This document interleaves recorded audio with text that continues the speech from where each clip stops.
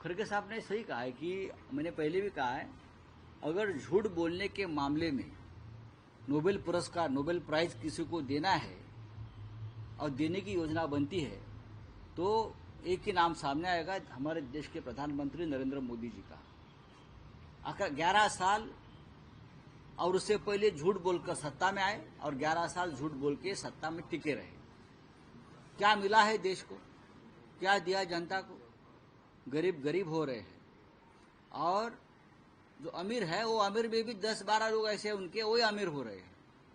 इस देश में बेरोजगारी बढ़ रही है, महंगाई बढ़ रही है, एजुकेशन सिस्टम पूरी तरह से फेल्योर है, टेररिज्म बढ़ रहा है, पाकिस्तान आंख उठाकर देख रहा है, चाइना घुस रहा है हिंदुस्तान में। तो 11 साल में आपने क्या किया? आप मुझे बोले, देश की अर्थव्यवस्था पूरी तरह से खत्म हो गई है।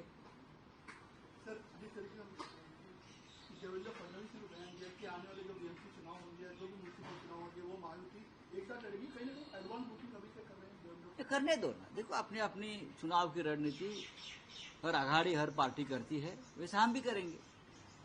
देवेंद्र फडणवीस अगर किसी के साथ चुनाव लड़ने की भाषा करते हैं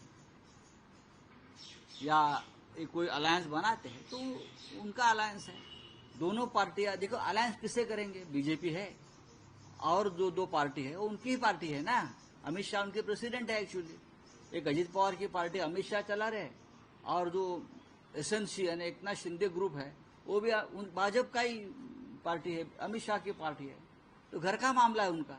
मत विभाजन होऊ नये यासाठी विधानसभा में उनकी तैयारी पहले से उन्होंने घोषणा कर दी थी, पर अब आपकी सीट डिक्लेयर नहीं हुई थी। बीएमसी ने वो तैयारी करके खड़े, ऐसा उनका कहना है। करने दो। आपके एंड से भी इस तरह की तैयारी का घोषणा पहले होगा कि एंड मोमेंट तक वो सीट नहीं, मामला दिखाएगा? हमारी चर्चा चल रही है, जिससे चर्चा होनी है उससे चर्चा हो रही है और हम भी, आपको पता चलेगा, बहुत ही मजबूती से हम चुनाव में सामने आएंगे बीएमसी के। नाही, पण राऊत साहेब, शिवसेना उद्धव बाळासाहेब ठाकरे हा पक्ष मुंबई महापालिका किंवा अन्य महापालिका निवडणुका महाविकास आघाडी म्हणून लढेल की मनसेशी युती करण्यामध्ये पक्षाला स्वारस्य आहे? याचं तुम्हाला उत्तर माननीय उद्धव ठाकरे लवकरच देतील। शिवसेना पक्षप्रमुख माननीय उद्धव ठाकरे हे या विषयावरती तुमच्या मनातल्या सगळ्या शंकांचं निरसन करतील। महाराष्ट्रामध्ये आजही महाविकास आघाडी एकत्रित काम करते, पण आम्ही हा स्थानिक स्वराज्य संस्थांचा विषय असल्यामुळे स्थानिक लेवलला आमच्या कार्यकर्त्यांच्या काय भावना आहे, कोणाबरोबर जायला पाहिजे, कुठे काँग्रेसबरोबर जावं असं वाटतंय, कुठे राष्ट्रवादी बरोबर भूमिका असावी असं वाटतंय, मुंबईमध्ये वेगळा निर्णय काही लोकांना घ्यावा असं वाटतंय। तर या सगळ्या संदर्भात पूर्ण आमचं काम, विचार आणि भूमिका ठरल्यावर लवकरच आता कुठे प्रभाग समित्यांची रचना सुरू आहे, त्याच्या आधी सगळं होऊन जाईल ना। नाही, पण प्रायोरिटी ही मनसे असू शकते का?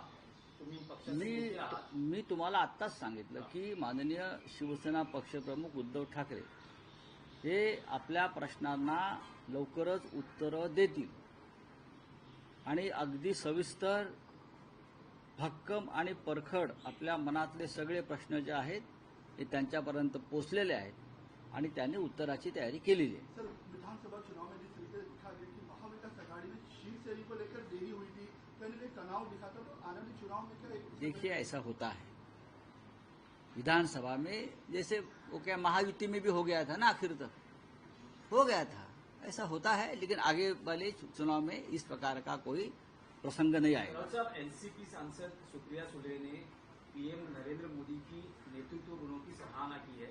वो फॉरेन डेलीगेशन में खुद शामिल हुई थी। ऑपरेशन सिंदूर को लेकर जो डेलीगेशन विदेश में गया था, उसके बाद उन्होंने एक आर्टिकल लिखा है इंडियन एक्सप्रेस में, उसमें उन्होंने मोदी के गुणों की सराहना की।